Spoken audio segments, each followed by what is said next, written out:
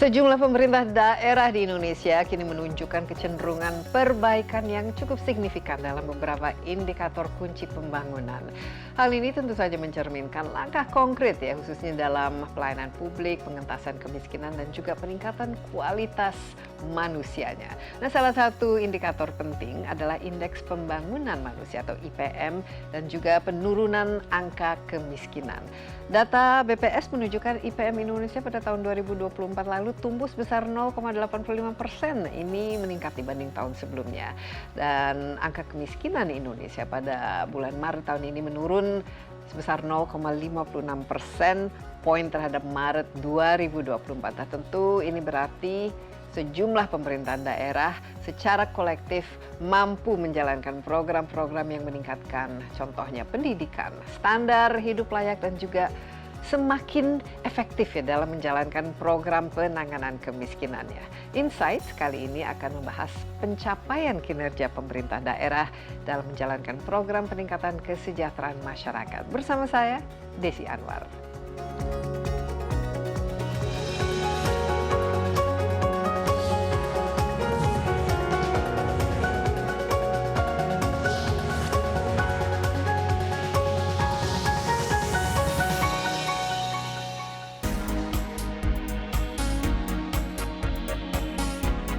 Kabupaten Jember, salah satu wilayah strategis di Provinsi Jawa Timur, memiliki luas sekitar 3.293 km persegi.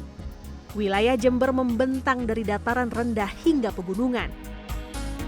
Terletak di bagian tenggara Pulau Jawa, Jember diapit oleh Kabupaten Bondowoso, Banyuwangi, Lumajang, dan Samudra Hindia. Kondisi topografinya yang bervariasi menjadikan wilayah ini subur dan ideal untuk pertanian, perkebunan, serta pengembangan potensi wisata alam. Selain dikenal sebagai daerah agraris, Jember juga memiliki kekayaan budaya dan sumber daya manusia yang melimpah. Berdasarkan data BPS 2024, jumlah penduduk Jember mencapai lebih dari 2,6 juta jiwa dengan mayoritas berada pada usia produktif. Hal ini menjadi kekuatan utama dalam pembangunan daerah termasuk pengembangan sektor ekonomi kreatif, industri kecil menengah, dan pariwisata. Festival Jember Fashion Carnaval yang mendunia menjadi bukti nyata kemampuan Jember mengangkat potensi lokal ke panggung global. Kini, di bawah kepemimpinan Bupati Muhammad Fawait, Jember menegaskan visinya sebagai kabupaten yang maju, berdaya saing, dan berkeadilan sosial. Program prioritas Gus Fawait mencakup perhatian pada kesejahteraan rakyat melalui skema Cinta yang menyasar semua kelompok masyarakat. Beberapa programnya seperti pemberian beasiswa dan fasilitas bagi yatim piatu serta santri, subsidi pupuk dan BBM bagi petani dan nelayan, bantuan sarana pendidikan, kampanye hidup sehat dan peningkatan layanan kesehatan, pengembangan pariwisata dan ekonomi kreatif, reformasi birokrasi menuju pelayanan publik yang lebih cepat dan ramah, serta percepatan pembangunan infrastruktur produktif seperti jalan, jembatan, dan saluran air bersih. Dengan kolaborasi pemerintah masyarakat, serta penekanan keberlanjutan lingkungan, Jember terus menapaki langkah menuju kabupaten yang modern, namun tetap berakar kuat pada nilai-nilai lokal. Iya, salah satu daerah yang mengalami pertumbuhan lumayan pesat dalam beberapa bulan ini adalah Kabupaten Jember di Jawa Timur. Pemkab Jember mencatat perkembangan positif dalam penanggulangan kemiskinan dan bahkan juga berhasil menurunkan angka kemiskinan ke titik terendah dalam 1 dekade. Selain itu, Pemkab Jember juga mempercepat perluasan cakupan Universal Health Coverage atau UHC dan juga penyaluran beasiswa pendidikan. Nah, untuk membahas lebih mendalam mengenai apa saja capaian kinerja Pemkab Jember ini, di studio CNN Indonesia sudah hadir bersama saya Bupati Jember Muhammad Fawait yang biasanya disapa Gus Fawait katanya. Halo Pak. Ya. Pak Gus Fawait ini apa kabar? Alhamdulillah baik. Sehat selalu. Iya. Sehat. Terima kasih telah datang ke studio Sama-sama, kita. terima kasih. Ini Gus, saya tuh paling suka nih kalau mewawancarai pemerintah daerahnya itu masih muda, menyala. Iya, ya, karena anak muda biasanya nekat. Jadi penuh dengan aura optimisme. Amin. Yang membuat kita juga penuh dengan harapan. Amin. Bahwa masa depan kita akan cerah ya. Ini baru menjalankan pemerintahan sebagai bupati sejak Februari. Februari 2025 mungkin berarti sekitar 8-10 bulan lah. Iya, kami 8-10 bulan, jadi belum menjadi genap bupati. 1 tahun ya. Betul. Nah, bagi teman-teman yang mungkin belum pernah ke Jember, tapi sudah mendengar ya Jember itu di mana, paling tidak sudah tahu. Kira-kira apa yang bisa diceritakan dari segi potensinya itu apa saja, Ya. tapi tantangan itu seperti apa dan kenapa kayaknya semangat sekali nih menjadi bupati Ya. Jember, apalagi dalam usia muda seperti ini. Ya, terima kasih Mbak Desi. Jadi saya anggota DPRD Provinsi Jawa Timur 2 periode dan kemarin ketiga, dan saya memutuskan untuk melepaskan, padahal saya sudah tinggal pelantikan saja, Iya. memutuskan maju sebagai Bupati Jember karena saya melihat bahwa tanah kelahiran saya ini punya potensi yang luar biasa. Kita lihat dari jumlah penduduknya, kami punya pasar sebesar 2,6 sampai 2,7 juta. Terbesar ketiga di Jawa Timur. Kami juga kabupaten dengan garis pantai terpanjang, kedua di Jawa Timur. Tapi justru kemiskinan banyak di daerah tersebut. Kita punya perkebunan, kita punya pertanian, kami lumbung pangan.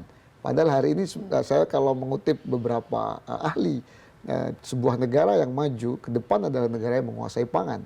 Sedangkan kami adalah kabupaten dengan sektor pangan yang dominan. Tapi kami masih punya masalah, yaitu adalah masalah kemiskinan. Secara absolut kami terbanyak kedua di Jawa Timur, dan kemiskinan ekstrim kami terbesar di Jawa Timur. Tentu saya sebagai anak muda merasa tertantang. Sebagai orang yang lahir di Jember, merasa terpanggil bagaimana tanah kelahiran kami ini kemiskinannya harus menurun. Karena menurut saya filosofi dari berbangsa dan bernegara adalah kesejahteraan, dan itu ditandai dengan penurunan kemiskinan. Maka hari ini kami berjuang membuat sebuah kebijakan A, B, C, D, E, itu bagaimana ujungnya adalah kesejahteraan dan penurunan angka kemiskinan. Iya, dan dalam beberapa bulan ini sudah ada ya istilahnya inilah sukses sukses story-nya. Tapi sebelumnya ketika menjabat tadi kan melihat begitu banyak peluangnya, tapi angka kemiskinan itu ini masih menjadi salah satu yang permasalahan. Tapi kenapanya itu sudah diidentifikasi. Kami lihat memang, betul. Karena di situ letak kunci dari solusinya. Betul. Kami punya APBD yang tidak kecil amat. Bahkan kalau kita jumlah 10 tahun terakhir ini APBD kita ini 40 sampai 60 triliun. Tetapi tidak mampu menurunkan angka kemiskinan secara konkret. Nah, hal tersebutlah yang yang membuat saya agak penasaran. Kenapa sih akhirnya kami memutuskan di awal pemerintahan kami semua OPD saya kumpulkan dan saya bagi menjadi 5 kelompok. Masih 5 kelompok, dan salah satunya adalah bahasa kami 5 kelompok itu rumpun. Nah, ada satu rumpun yang kami fokuskan untuk pengentasan kemiskinan. Karena kami melihat bahwa dalam pengentasan kemiskinan tidak bisa selesai hanya dengan satu OPD. Ada satu kepala dinas. Jangan sampai bikin kebijakan yang satu ke barat, satu ke timur. Satu pelatihan bikin rawon, satu ternyata bantuan alatnya untuk bikin soto, nggak nyambung. Maka kami bikin rumpun kemiskinan, dan itu terkumpul beberapa kepala OPD dan anggaran yang fokus untuk pengentasan kemiskinan. Contoh, kita petakan dulu, di mana sih angka kemiskinan di Jember ini ada di mana? Oh, ternyata angka kemiskinan di Jember itu ada di pinggir pantai, di desa, pinggir kebun, dan pinggir hutan. Kita petakan dulu. Nah, setelah itu baru kita lihat apa kebijakan yang pas untuk pengentasan kemiskinan di masing-masing tersebut.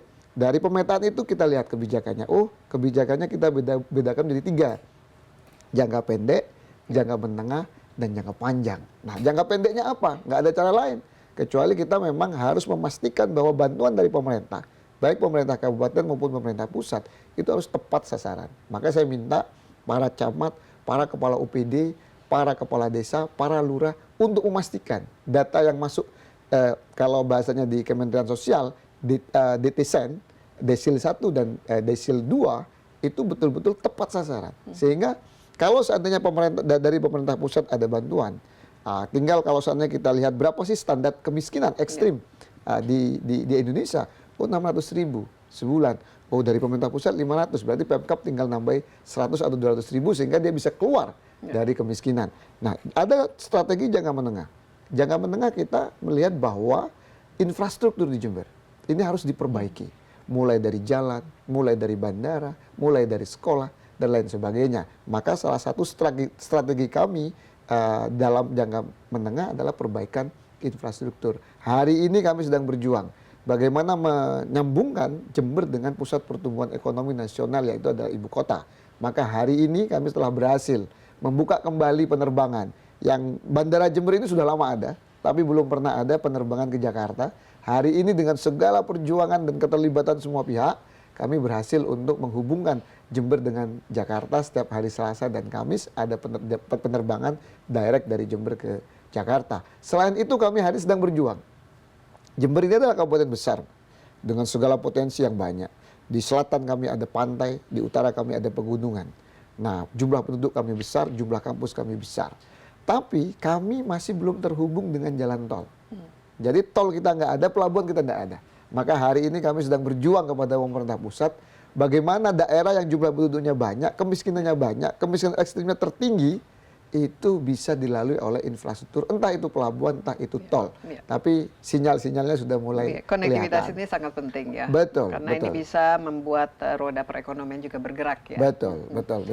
Jadi ini ya program-program prioritasnya ya, pengentasan kemiskinan, juga membangun infrastruktur, juga tentu saja membuat konektivitas ya. Konektivitas. Karena, apalagi kira-kira, karena saya lihat juga dengan pantai ini kan potensi seperti pariwisata kan juga ada. Ya. Dalam jangka panjang, Mbak, saya melanjutkan yang tadi. Dalam jangka panjang pengentasan kemiskinan kami berorientasi pada pendidikan. Karena kami yakin tidak ada pengentasan kemiskinan itu tanpa pendidikan. SDM. Maka kami hari ini sudah berkomitmen dengan segala daya upaya. Kami memastikan bahwa 20.000 anak-anak Jember 5 tahun ke depan harus kami beri beasiswa. Jadi selain beasiswa yang dari pemerintah provinsi dan pusat, kami merasa Jember perlu memberikan beasiswa tersendiri. 20.000 anak-anak Jember akan kami kuliahkan gratis di seluruh kampus di Indonesia. Bahkan kami mencoba bekerja sama dengan kampus-kampus di Cina dan di Timur Tengah, karena memang kami adalah kabupaten dengan jumlah pesantren besar.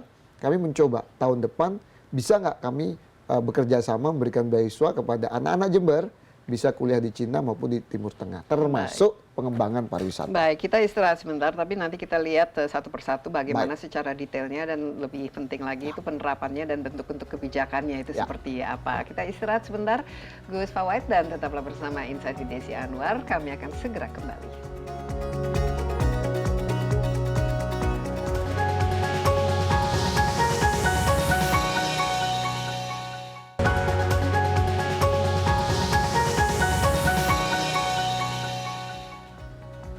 Kembali di Insight with Desi Anwar, di studio saya ditemani Bupati Jember Muhammad Fawait. Tadi kita bicara mengenai program prioritas ya, selama ini belum 1 tahun ini menjadi Bupati, tapi kelihatannya programnya cukup banyak, dan yang penting lagi ini terintegrasi dengan OPD yang lain, dan juga tentu ini kan kecamatan di Jember kan cukup banyak ya. Pasti kan berbeda-beda ya dari segi ininya juga masyarakatnya, dan juga dari segi potensi maupun permasalahannya. Kita bicara mengenai pengentasan kemiskinan secara konkret dulu ya. Dan apa yang bisa dilakukan dalam jangka pendek ini. Tadi disebut sumber-sumber atau kantong kemiskinan banyak sekali di pesisir, misalnya ini tentu saja nelayan, dan juga di pertanian dan perkebunan, yang sebenarnya kan kalau dikelola dengan baik ini justru bisa menjadi sumber atau sentra-sentra ekonomi, karena ini ada komoditasnya dan ada perekonomiannya. Nah, untuk pengentasan kemiskinan itu, pertama mungkin bisa dianalisa sendiri kenapa, apa yang menjadi sumber kemiskinan itu. Apakah misalnya dari segi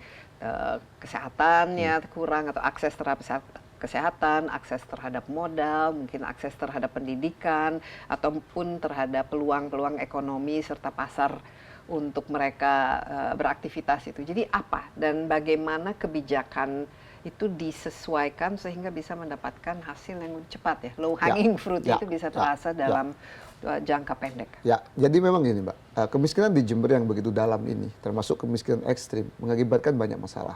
Angka stunting kita juga terbanyak kedua. Angka kematian ibu, kematian bayi kami juga tertinggi se-Jawa Timur. Maka langkah awal ketika saya belum 1 bulan menjadi bupati, kebetulan ada momentum untuk efisiensi, kami diberi ruang untuk efisiensi, kami potong semua anggaran yang nggak penting, termasuk anggaran mobil dinas baru untuk bupati, ya, kami batalkan. Nggak penting itu. Nggak penting. Kami pakai mobil sejuta umat lah. Paling tidak saya sampaikan, mobil ini saya pakai selama kemiskinan di Jember belum turun. Kami potong, anggaran untuk mobil dinas kepala UPD, kami potong. Anggaran-anggaran yang tidak begitu penting, ATK dan lain sebagainya, kami potong. Akhirnya kami terkumpul beberapa anggaran. Dan kami pakai pertama kali adalah, kita tahu bahwa kemiskinan dekat sekali dengan masalah kesehatan. Kami pakai untuk bagaimana Jember mendapatkan UHC prioritas, Universal Health Coverage prioritas. Akhirnya hari ini warga Jember, seluruh warga Jember yang berKTP Jember, kalau sakit terutama yang tidak mampu, kami pastikan di seluruh Indonesia mereka bisa mengakses pengobatan gratis lewat BPJS, UHC prioritas ini. Karena kita punya cantolan JKN. Akhirnya beberapa bulan dilakukan UHC itu, hari ini angka kematian ibu, angka kematian bayi sudah mulai turun. Itu dari sektor kesehatan. Karena memang kemiskinan biasanya salah satu penyebabnya adalah pengeluaran. Iya.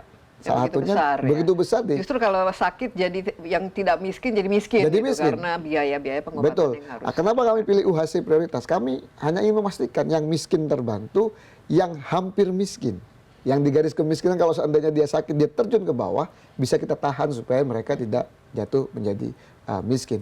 Kemudian terkait masalah jadi penetrasinya sekarang sudah berapa persen ini? Kami hampir 98-99%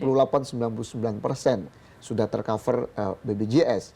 Beberapa kabupaten dengan jumlah penduduk besar seperti Jember belum mampu, tapi Jember alhamdulillah kami dengan segala upaya, dengan pemotongan-pemotongan anggaran yang tadi saya sampaikan tidak begitu penting, kami akhirnya mampu memastikan warga Jember bisa berobat gratis. Banyak sekali testimoni yang luar biasa yang diberikan masyarakat terhadap UHC prioritas yang sudah kita capai. Yang kedua dari segi pengeluaran yang lain yaitu adalah pendidikan. Jadi saya selalu sampaikan bahwa dalam jangka panjang tidak bisa orang miskin itu bisa naik kelas kalau pendidikannya tidak tercukupi. Maka kami hari ini memberikan beasiswa terbesar sampai lulus untuk masyarakat Jember. Ada bahasa kriteria afirmasi ekonomi. Saya sampaikan jangan sampai penduduk miskin terutama putra-putrinya mereka dapat beasiswa tapi terstigma miskin. Maka kami bikinlah nama afirmasi ekonomi. Dan harapan kami mereka itu ke depan bisa kuliah tanpa harus ada stempel miskin dan mereka bisa mengentasan kemiskinan lewat pendidikan. Nah kemudian yang ketiga Pak, tadi saya sampaikan bahwa kemiskinan itu mayoritas ada di pedesaan. Berarti di sektor pertanian. Jember pernah menjadi lumbung pangan yang juara di Jawa Timur. Tapi hari ini kami masih di angka keempat. Kenapa kok terjadi? Apakah karena ada pengalihan lahan sawah kepada perumahan? Enggak. Itu memang ada, tapi nggak begitu besar dampaknya. Tapi ternyata adalah luas panen kita, itulah makin lama makin turun, bukan luas lahan. Jadi tidak produktif ya? Betul. Setelah kita lihat adalah infrastruktur pertanian. Maka hari ini salah satunya adalah fokus dari pemerintah Kabupaten Jember bagaimana kami memperbaiki infrastruktur pertanian, termasuk mengakses program-program dari pemerintah pusat. Karena kalau kita hanya pakai APBD dengan jumlah luas nggak cukup.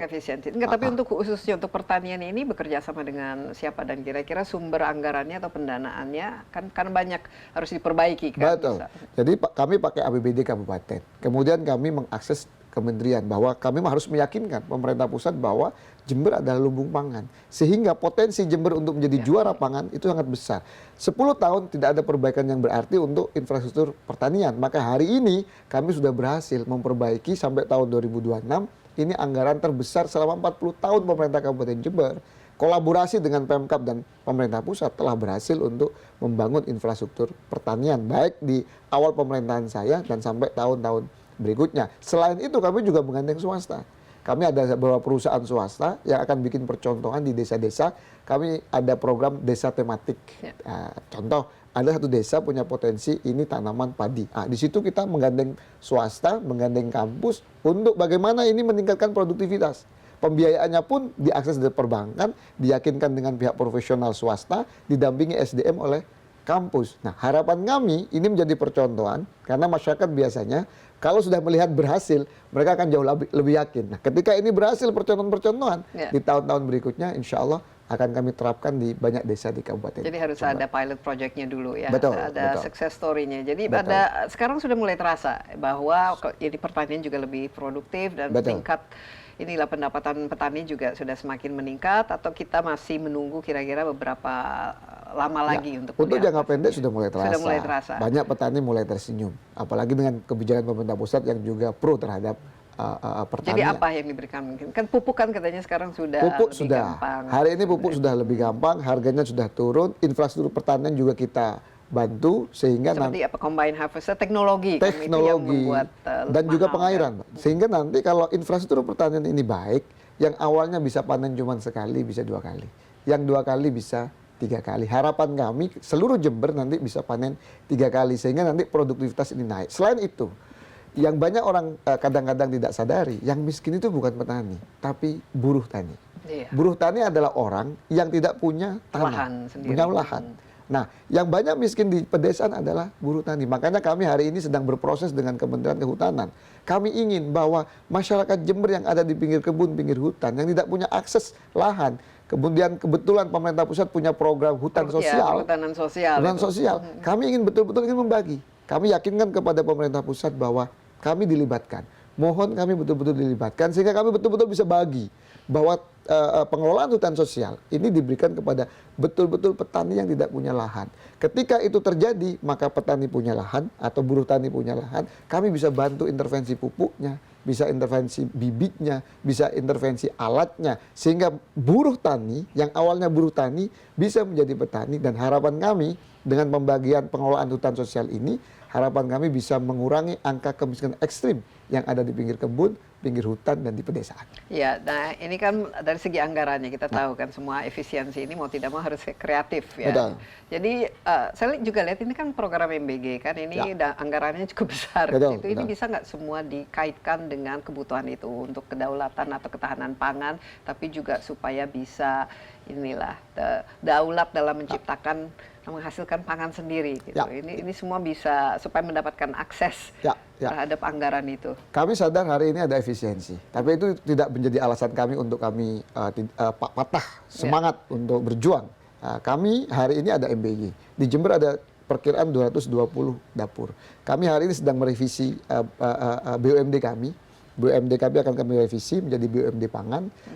Tujuannya apa? Kami ingin bahwa memastikan bahwa MBG, dapur-dapur MBG ini betul-betul membeli bahan untuk bahan pokok dan bahan-bahan yang lainnya di Kabupaten Jember. Jadi menciptakan multiplier effect yang seharusnya memang itu tujuannya Betul, juga kan. betul. Sehingga nanti kebutuhan telur dan lain sebagainya, bahan-bahan dari dapur itu bisa diambil dari Kabupaten Jember yang akan kami wadahi lewat BUMD. Kemudian yang kedua, kami juga memastikan komunikasi, kami sudah membentuk Satgas MBG, bahwa pekerja ada sekitar 50 yang 3 memang dari pusat, yang 47 dari daerah. Kami ingin memastikan bahwa 47 itu adalah orang yang masuk desil 1, desil 2 atau kemiskinan ekstrim. Karena kita tahu mereka dapat honor. Nah, honornya itu saya pikir cukup mengeluarkan masyarakat tersebut dari kemiskinan, bahkan kemiskinan ekstrim yang ada di Kabupaten Jember. Tapi memang harus orang lokal ya. Orang lokal. Ini penting. Target kami 5 tahun ke depan, kemiskinan di Jember harus turun drastis, terutama kemiskinan ekstrim, sesuai dengan keinginan pemerintah pusat untuk zero kemiskinan ekstrim. Iya, kita istirahat sebentar lagi ya Gus, tapi kita masih akan lanjutkan Insight with Desi Anwar, jadi tetaplah bersama kami.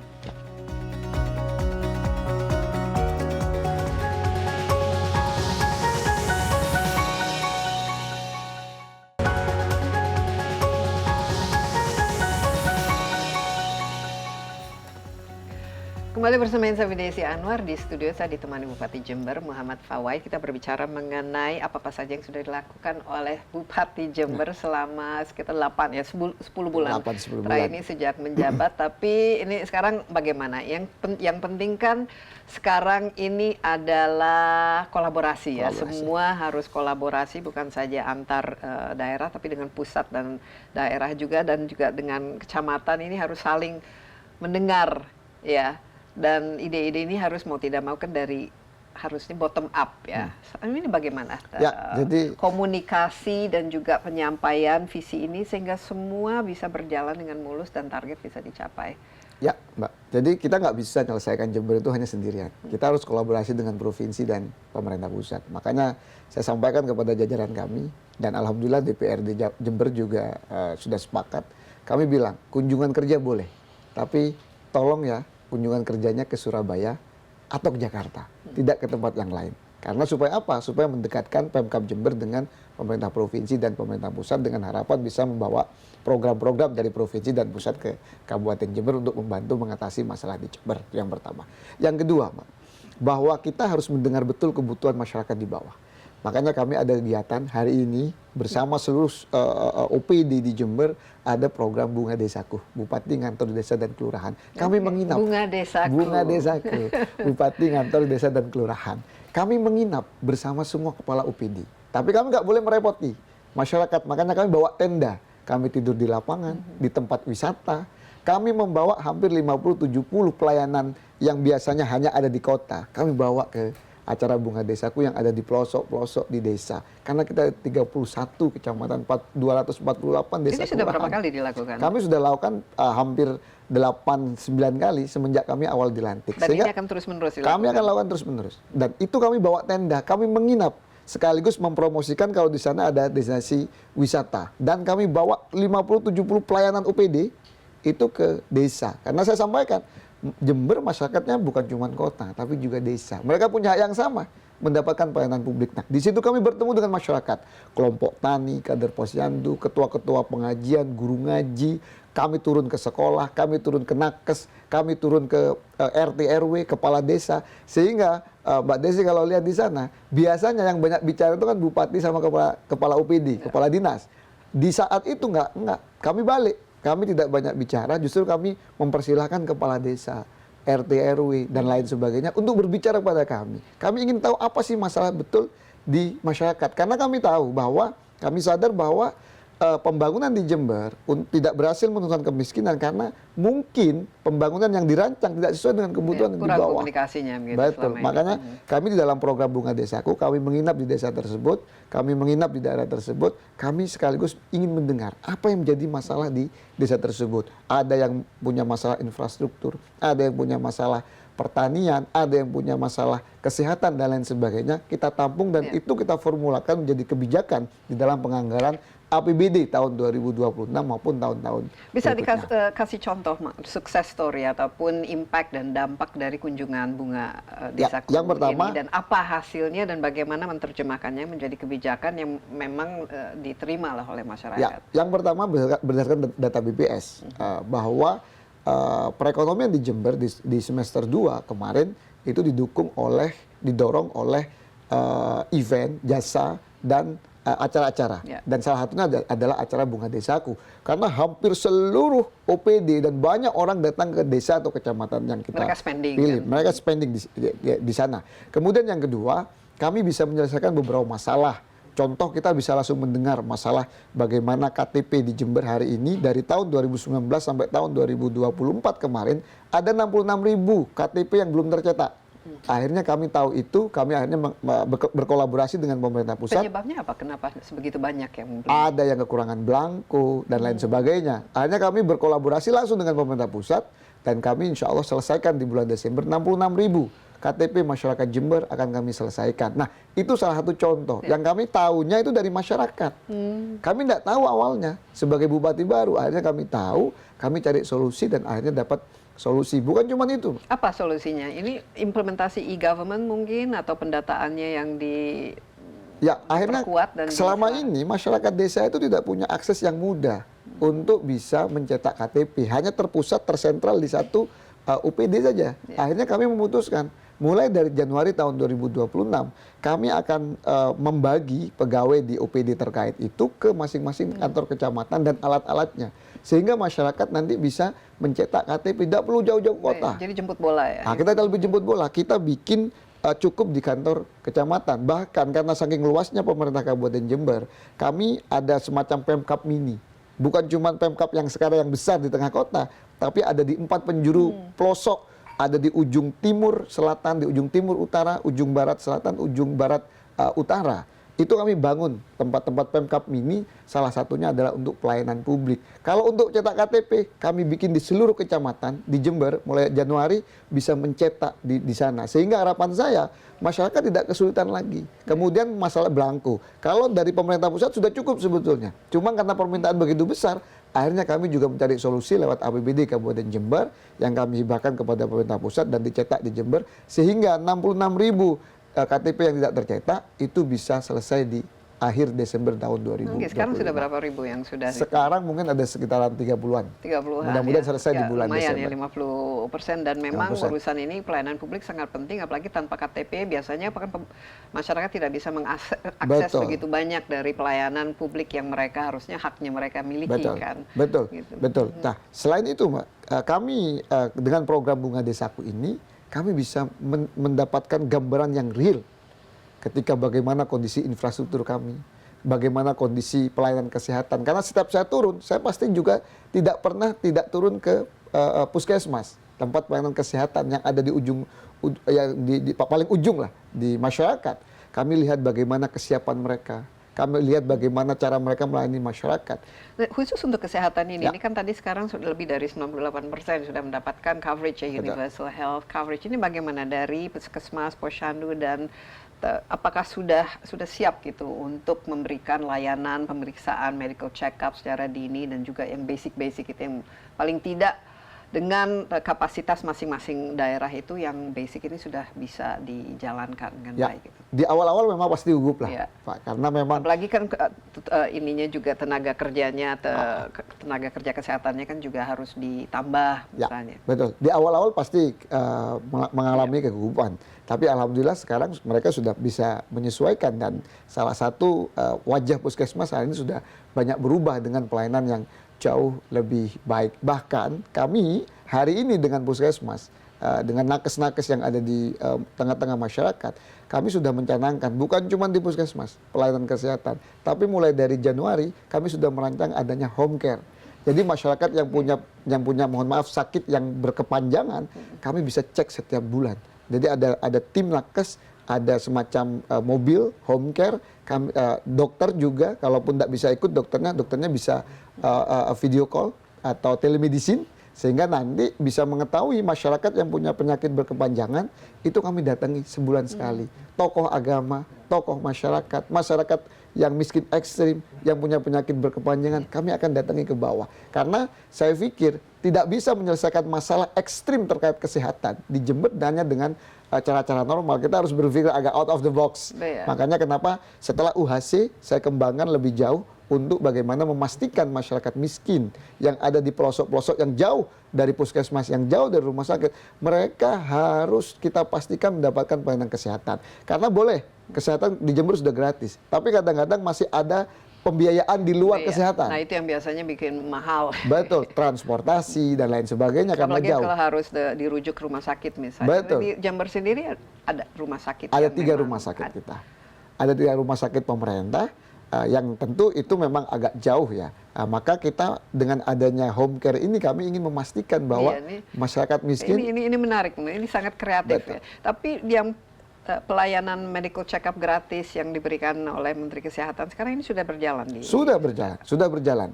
Cuma kan pelaksanaannya di puskesmas. Maka kami hari ini memodifikasi bagaimana pelaksanaannya itu kita jemput bola. Kita home care, kita datangi ke rumah, sehingga masyarakat miskin, dia tidak perlu keluar lagi biaya untuk transportasi pergi dari rumahnya ke puskesmas atau ke rumah sakit. Kita datangi masing-masing ke rumahnya masing-masing. Iya, jadi itu berarti juga dari pelayanan publiknya harus terpadu ya, harus memahami ya, kebutuhan dan juga kondisi daerah. Dan ini saya lihat ini juga cara komunikasinya, kerjasamanya, kolaborasinya ini oke sekali.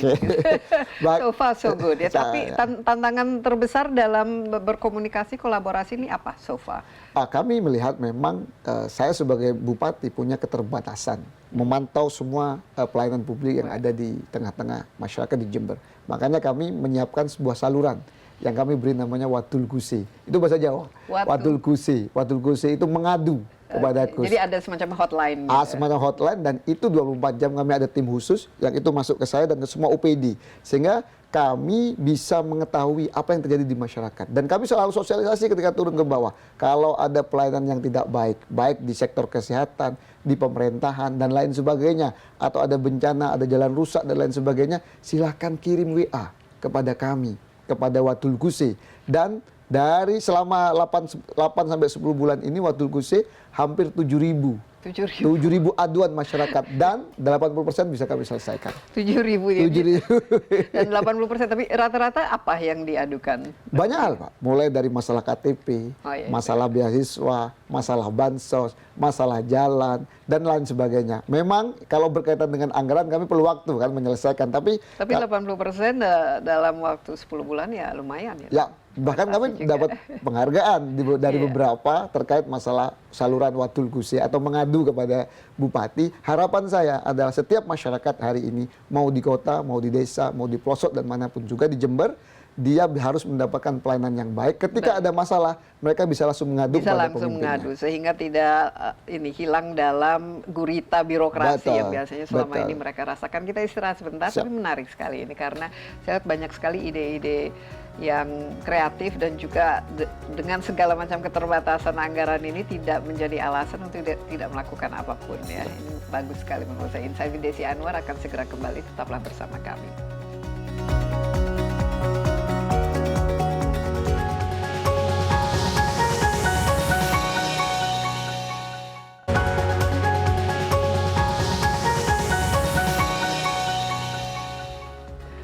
Kembali di Insight with Desi Anwar, di studio saya ditemani Bupati Jember Muhammad Fawait. Kita melihat ya apa saja yang dilakukan oleh Bupati Fawait selama 10 bulan menjabat dan kelihatannya lumayan cukup banyak, tapi menurut saya yang lebih penting lagi ini adalah punya visi dan prioritas yang jelas. Nah, ini kan infrastruktur kan sekarang sudah mulai ada penerbangan. Nah, kira-kira dari segi target pertumbuhan ya apa yang ingin dicapai khususnya dengan ketika infrastruktur ini sudah mendapatkan hasilnya bisa menggerakkan roda perekonomian. Nah, khususnya di sektor-sektor apa dan misalnya investor. Tentu saja kan peran investor penting datang untuk berinvestasi di Jember. Apa-apa saja yang bisa dijadikan produk-produk maupun komoditas unggulan dan bagaimana supaya dari segi ininya lah pertumbuhannya itu bisa terus meningkat. Ya, kami sadar bahwa masalah di Jember tidak bisa hanya diselesaikan oleh pemerintah Kabupaten Jember. Hanya mengandalkan APBD kami tidak mampu. Maka kami harus mengakses kepada pemerintah provinsi dan pusat. Makanya kami ini bolak-balik melobi pemerintah provinsi dan pusat untuk membantu kami. Selain itu, kami juga sadar bahwa pemerintah pusat juga punya keterbatasan. Pemerintah provinsi juga punya keterbatasan. Karena yang diurusi banyak daerah. Maka semuanya lagi pusing. Semua lagi dengan begitu banyak kekurangannya dan keterbatasan. Betul. Maka kami sadar bahwa kami juga harus merangkul swasta. Kami harus merangkul investor. Tetapi investor kalau melihat Jember tidak ada infrastruktur yang membuat mudah datang ke Jember, mereka juga ogah-ogahan datang ke Jember. Kami tidak punya tol, pelabuhan kami belum ada, bandara kami ada tapi belum operasi.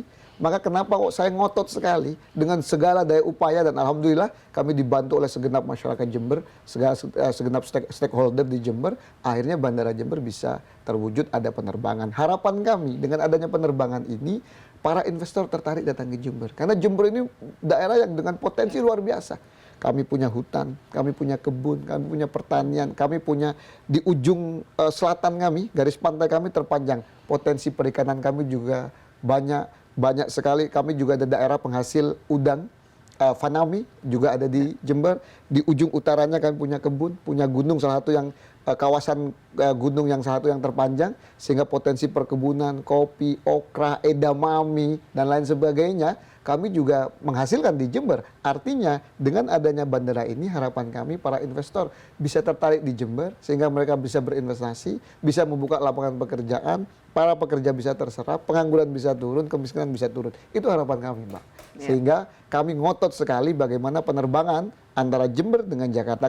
Karena kami yakin dan kami sadari bahwa pusat pertumbuhan ekonomi yang paling utama di Indonesia adalah Jakarta. Pusat para investor ada di Jakarta, para pengusaha ada di Jakarta. Kalau Jember dengan Jakarta ini bisa mudah dilalui, maka kami yakin mereka juga akan melirik Jember sebagai salah satu surga potensi Nah, ini perkebunan. selama ini bagaimana cara untuk membujuk para investor? Apalagi kan kalau komoditas ini nanti kan supaya ini harus ada scale-nya kan, volumenya kan harus skala besar kan istilahnya kalau sudah mengundang investor. Ini bagaimana dari segi selain kesiapan infrastruktur, apa lagi yang bisa istilahnya diolah atau dijadikan model industri yang skalanya jauh lebih besar. Ya, bagi para investor yang paling penting selain infrastruktur adalah perizinan. Maka kami ada forum namanya Jember Memanggil. Nah, Jember Memanggil itu adalah memanggil para investor. Kami ada forum-forum untuk bertemu, baik dengan Kadin dan lain sebagainya. Kami memastikan bahwa terkait Jember hari ini adalah kabupaten yang insya Allah akan ramah kepada investor. Maka kalau ada pengusaha mau datang ke Jember, dipersulit langsung bilang Bupati. Jadi bukan cuma masyarakat punya saluran Fatul Gusih, tapi juga para pengusaha yang datang ke Jember, termasuk terkait masalah insentif-insentif fiskal yang bisa kami ambil. Contoh mungkin perizinan dipermudah, pengurangan pajak, dan lain sebagainya. Karena menurut kami investor ini selain masalah perizinan, masalah infrastruktur, ada juga terkait masalah insentif-insentif Iya, dan mereka fiskal. juga harus punya margin yang cukup menarik ya Betul. untuk investasi mereka. Betul, karena selama ini yang terjadi, investasi di Jember sempat turun hampir 51% di tahun 2023. Ketika kami lihat, kenapa? Karena selain infrastruktur adalah perizinan, kemudian kita tidak kompetitif karena mungkin pajak itu terlalu tinggi dan lain sebagainya. Maka hari ini kalau di beberapa daerah sedang berlomba-lomba menaikkan pajak, Jember justru hari ini kami menurunkan. Contoh, terhadap pengusaha-pengusaha kecil saja, UMKM, pedagang pasar, kami pertama kali menjabat bupati, hari pertama kami langsung mengusulkan kepada gubernur bahwa retribusi pasar diturunkan. Sehingga harapan kami, para pengusaha kecil-kecil ini, kami bisa agak tersenyum. Ya. Kemudian selain itu, ini sudah berjalan sejak Sudah awal, berjalan, sudah dan berjalan sejak dampaknya awal. sudah terasa. Sudah mulai terasa. Ada peningkatan dari jumlah UMKM Ya. yang ada di Jember. Ya, karena kita sadar bahwa penyelamat ekonomi Indonesia, termasuk Jember, adalah sektor informal. Di situ ada UMKM, ada PKL, ada Ulico. Ulico itu pedagang sayur keliling. Keliling. Nah, maka kami punya program salah satunya buat mereka, buat UMKM, PKL, dan Ulico. Ada beberapa program, salah satunya yang kami akan luncurkan di akhir tahun ini adalah Gerobak Cinta. Cinta Pemkab kepada Gerobak mereka. cinta. Gerobak Cinta. Kami akan bantu. Kita kasih pelatihan mereka, terutama mereka yang penduduk miskin ekstrim, yang sudah existing kami bantu juga, yang belum kami akan kasih pelatihan, kami bantu gerobaknya. Ke depan, kalau perlu kami kasih pinjaman, akses pinjaman, modal, dan kami akan kami tanggung adalah bunganya. Sehingga masyarakat juga, kalau hanya dikasih uang bisa hilang. Tapi kalau kita sambungan dengan perbankan, pokok pinjamannya mereka cicil, bunganya Pemkab akan bantu. Namun tentu ini harus melalui tahap pelatihan, bantuan gerobak, dan juga baru nanti kita kasih Sehingga modal. mereka juga bisa naik kelas dan bisa Betul. menjadi suatu hari menjadi bukan U lagi, Betul. bukan M, tapi Betul. sudah yang kelas Yang besar. menengah, yang besar dan bisa bayar pajak dengan baik. Ya, Betul, begitu. betul. Tapi kan pendapatan asli daerah harus juga dong ditingkatkan. Nah ini mungkin kita fokus ke situ dari Baik. sektor-sektor mana. Saya tadi kan disebut ada perkebunan tadi, Baik. edamame dan lain Baik. sebagainya. Tapi ini bagaimana potensinya untuk dijadikan sumber dari revenue atau pendapatan yang sehingga nggak apa-apa kalau nggak dapat transfer pusat minimal daerah Jember itu bisa menghasilkan dari apa yang dimiliki. Ya, kita sadar bahwa dengan adanya efisiensi dari pemerintah pusat, kita ke depan tidak boleh mengandalkan transfer pusat. Maka salah satunya yang kita prioritaskan adalah pendapatan asli daerah.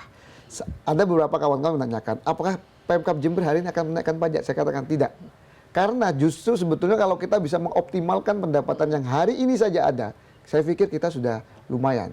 Nah, maka strategi pertama adalah kami menambal kebocoran-kebocoran pajak tersebut. Maka kami sekarang sedang ada PR besar bagi Bapenda kami, Badan Pendapatan Daerah kami, untuk menambal kebocoran-kebocoran ini. Selain itu, yang strategi kedua untuk meningkatkan PAD, kami mengundang para investor dengan insentif fiskal. Boleh mungkin di awal kita ngurangi pajaknya, tapi ketika mereka besar ada di Jember, mereka akan bayar pajak jauh lebih besar. Atau justru sementara mereka memasang investasinya di situ, ya pajaknya ketika mereka sudah menghasilkan. Kan, Betul, itu. betul. Apalagi kita tahu sekarang ada MBG, MBG yang dengan anggaran begitu besar.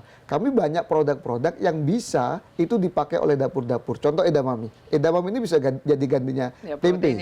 Proteinnya bagus. Nah, di situ kami akan membuat bahwa petani ini bukan cuma bermitra dengan perusahaan, tapi petani ini juga bisa bermitra dengan dapur-dapur MBG, sehingga harapan kami mereka bisa mendapatkan penghasilan yang lebih, dan ujung-ujungnya juga pasti PAD di Jember akan naik. Iya, kita masih ada satu segmen lagi ya Gus, tapi kita istirahat sebentar, tetaplah bersama kami. Insight with Desi Anwar masih akan segera kembali.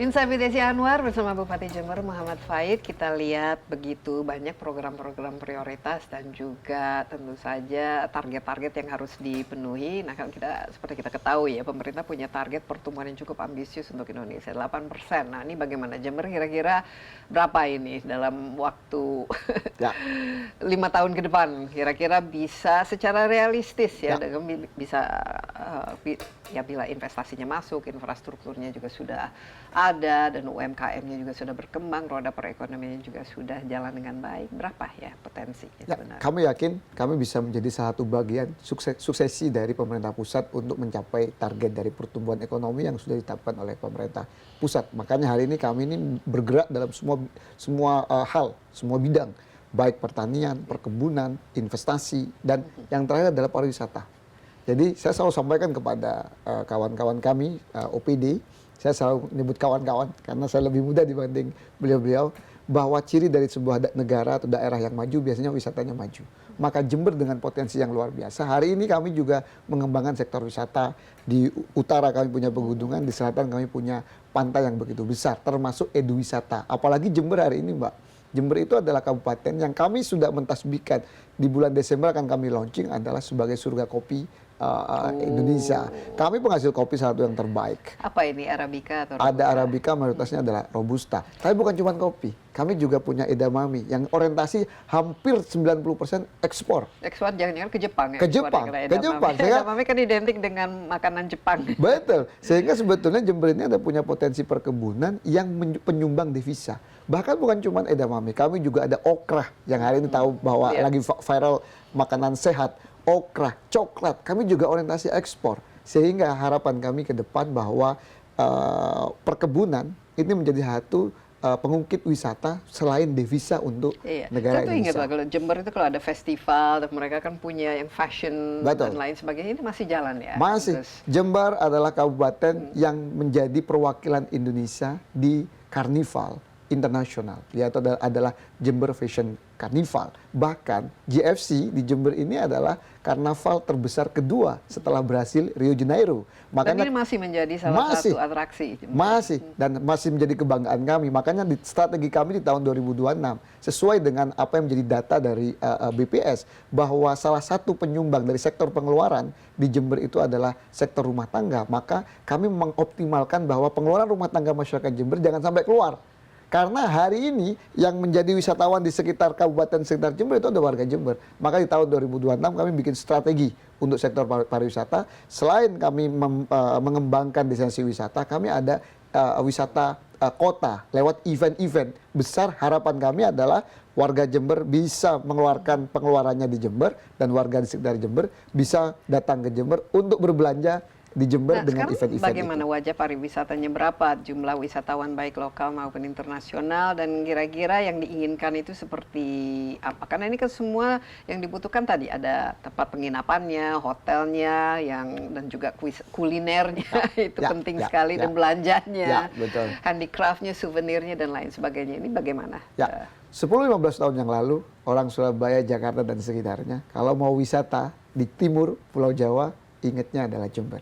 Tapi hari ini kami sedang mengalami penurunan. Namun itu tidak mengecilkan hati kami. Kami akan membangkitkan kembali, baik wisata lokal maupun wisata dari luar negeri. Bahkan dengan adanya penerbangan, harapan kami ini bisa membantu sektor wisata. Penerbangan bukan cuma Jember Jakarta. Kami ke depan sudah ada kesepakatan dengan satu maskapai, tinggal kami launching saja mungkin bulan depan, mudah-mudahan itu adalah wisata, ada penerbangan ke Bali. Harapan kami adalah dari wisata Bali ini bisa juga menetes, nggak usah sampai berpindah, menetes. Paling tidak kalau udah bosan dengan Bali, wah ini ada satu lagi destinasi yang bisa dikunjungi. Ya, karena memang saya tahu bahwa wisatawan dari luar negeri juga tertarik dengan sektor perkebunan. Dan kami punya pusat penelitian kopi dan kakao satu-satunya di Indonesia, adanya di Jember, Pak. Sehingga kalau mereka ingin lihat kopi, lihat kakao, petani tembakau dan lain sebagainya, dia datang ke Jember. Makanya insya Allah ke depan kami ingin menyambungkan Jember dengan Bali dengan mudah, sehingga harapannya adalah wisatawan baik dalam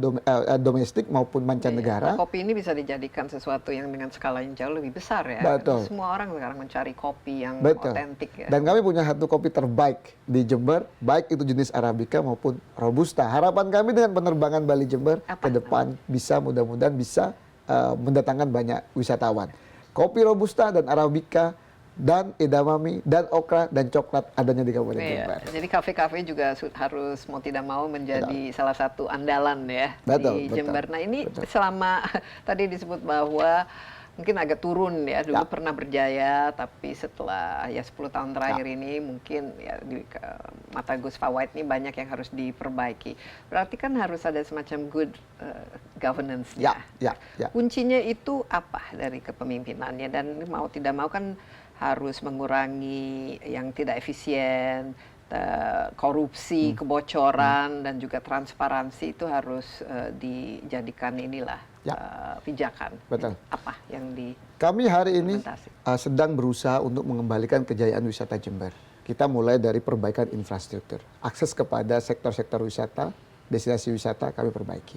Yang kedua, kami melihat memang hari ini di Jember ini biaya untuk masuk ke tempat-tempat wisata jauh lebih mahal dibanding wilayah sekitar. Makanya kami sedang hari ini berdiskusi dengan pihak perhutani yang ada beberapa destinasi wisata masuk ke wilayah perhutani untuk kembali menormalkan wisata-wisata yang ada di Kabupaten Jember termasuk Watu Ulo dan Papuma. Harapan kami ketika ini terjangkau, masyarakat Jember terutama masyarakat dari luar Jember juga tertarik untuk datang ke Jember. Yang ketiga adalah digitalisasi, bahwa bagaimana supaya tidak ada korupsi yang tadi disampaikan, itu paling bisa tidak inefisiensi juga. betul bisa meminimalisir dan efisiensi. Dan yang terakhir kita sedang melakukan promosi besar-besaran. Selain ada penerbangan, selain ada event dan semua yang ada di Jember, kami akan menggandeng semua pihak untuk kembali meyakinkan masyarakat Indonesia, bahkan luar Indonesia, untuk datang kembali ke Jember, bahwa Jember salah satu tempat yang indah di ujung timur Pulau Jawa. Dan SDM-nya juga siap untuk misalnya menerima pengunjung, menerima investor, menerima segala macam inilah transformasi yang dilakukan. Ya, Jember adalah kabupaten dengan jumlah kampus terbanyak ketiga di Jawa Timur. Kita punya 31 kurang lebih kampus. Ya, jadi kenapa pendidikan ya selama ini mungkin belum difokuskan ya untuk menghasilkan SDM yang mumpuni lah Ya, gitu. sebetulnya SDM kami mampu lah. Mampu. Artinya dengan jumlah kampus yang begitu banyak, apalagi ada kampus-kampus besar di Jember, secara SDM kami mampu. Bahkan dengan adanya jumlah kampus yang besar, hari ini saya sedang melirik bagaimana ada wisata pendidikan. Ya. Sehingga bagaimana masyarakat yang datang ke Jember ketika wisuda putra-putrinya itu bisa tinggal lebih lama ada di Jember. Makanya kenapa ada event-event. Harapan kami dengan kampus kami gandeng, kami bisa menyiapkan SDM untuk pariwisata lebih baik. Bahkan kampus ini memberikan eksternalitas positif kepada pariwisata kami. Bagaimana orang yang datang wisuda dan lain sebagainya ke dalam kampus bisa tinggal lebih lama. Salah satu caranya adalah dipermudah dari luar kota ke Jember dengan bandara, dan ada event-event di Kabupaten Jember sehingga mereka bisa tinggal lebih lama. Tapi di Kabupaten tingkat Jember. pendidikan atau SDM di Jember rata-rata sampai tingkat apa? Ya, Ini memang yang IPM ya secara general lah. Ya, IPM kita memang tidak begitu tinggi hari ini di Jawa Timur ya. Nah, itu kita sadari hari ini. Tapi IPM itu kita hari ini sudah mulai perbaiki. IPM diukur dari satunya adalah kesehatan. Kami adanya sudah UHC prioritas. Kemudian yang kedua dari lama pendidikan. Maka salah satu untuk meningkatkan IPM ke depan, kami ingin bahwa masyarakat yang usia 25 tahun ke depan itu harus mengenyam pendidikan lewat kejar paket. Dan kami insya Allah akan kerjasama dengan kampus-kampus, bagaimana masyarakat di desa-desa ini juga bisa kembali mengenyam pendidikan lewat mungkin kejar paket, paket-paket yang ada. Sehingga ke depan mungkin 5 tahun ke depan IPM di Jember akan jauh lebih baik dibanding hari Tapi ini. dengan skill yang memang yang diperlukan saat ini. Misalnya idealnya dengan begitu banyaknya universitas, setiap mahasiswa yang wisuda di situ dia bisa menjadi entrepreneur atau menciptakan lapangan kerja dengan keterampilannya yang dia miliki kan. Betul, betul. Dengan program banyak untuk UMKM dan lain sebagainya, entrepreneurship, misalnya teknologi, digitalisasi. Betul. Baik dengan adanya UMKM yang existing maupun yang calon, ini salah satunya kami berharap bahwa tingkat entrepreneur di Jember ini bisa lebih baik. Karena kita sadar bahwa jumlah pengusaha menentukan juga daerah itu bisa maju atau tidak. Maka kami memancing anak-anak muda. Apalagi kami punya rencana juga akan membuat Jember Creative Center. Harapan kami adalah ekonomi-ekonomi kreatif, terutama dari Gen Z dan lain sebagainya. Bisa kami wadahi. Kita sadar bahwa hari ini jumlah penduduk itu mayoritas adalah anak-anak milenials dan Gen Z. Walaupun saya juga milenials kayaknya. Dan itu kita akan wadahi. Kita sedang merancang hari ini bekerjasama dengan berbagai pihak, termasuk beberapa kota. Kami ingin menghadirkan Jember Creative Center untuk anak-anak muda, untuk anak-anak yang lulus kuliah. Itu bukan cuma orientasinya kepada melamar pekerjaan, tetapi bagaimana mereka bisa mengoptimalkan menciptakan pekerjaan. Betul, itu betul. luar biasa. Gus, tapi sebelum pergi mungkin kira-kira supaya membuat orang tertarik datang ke Jember, itu apa sih yang bisa menjadi daya tarik? Karena ya Indonesia ini kan banyak sekali tempat-tempat yang masih bisa dan perlu kita kunjungi, tapi Jember Ya, selain kopi. ya. Jember adalah kabupaten yang begitu kaya. Begitu banyak sekali yang bisa dilihat. Pusat penelitian kopi dan kakao ada di Jember. Kemudian kami punya pantai salah satu yang terindah di Indonesia. Bersih kan? Bersih, insya Allah. Penting. Kebersihan. Itu Papuma dan Watu Ulo. Kemudian kita juga punya event-event yang menarik. Kita punya Jember Fashion Carnival, GFC, yang tidak ada di tempat lain. Adanya di Kabupaten Jember. Bahkan kami adalah kabupaten yang berdasarkan sejarah. Kami punya banyak petani tembakau. Sehingga kalau melihat kebun tembakau, juga ada di Jember. Kebun Jadi okra ada ada di Jember. tembakau juga. Betul. Dan hari ini kalau kita melihat tren di Indonesia, orang sudah sadar dengan makanan sehat. Maka Jember adalah salah satu penghasil makanan sehat. Kalau mau lihat langsung kebunnya, ada kebun edamame, ada kebun okra. Sehingga bukan cuma taunya beli, tetapi tahu produknya dari mana, bahkan kebunnya dari mana. Baik, terima kasih banyak. Terima Jadi kasih. kita harapkan nanti perbincangan kita ini di Jember ya, bukan Ya, di studio. kami tunggu. Sambil menikmati secangkir kopi, Kopi dan asli coklat. Jember. Kopi dan coklat Jember dan makan edamame. dan okra. Edamame. Gus Fahid, terima kasih Terima banyak kasih. atas Terima insight-nya dan waktunya. Sukses Terima sekali kasih. lagi dan semoga semua cita-cita ini dan target ini dicapai. Amin. Dan kalau memang ini bisa terjadi, Jember bisa kita jadikan salah satu success story dari pertumbuhan dan perkembangan Indonesia. Terima kasih. Terima kasih. Ya, sekali lagi terima kasih dan demikian Insight with Desi Anwar. Kali ini Anda juga dapat menyaksikan tayangan ini di cnnindonesia.com dan di YouTube CNN Indonesia Insight with Desi Anwar. Sampai jumpa, stay safe. Bye-bye.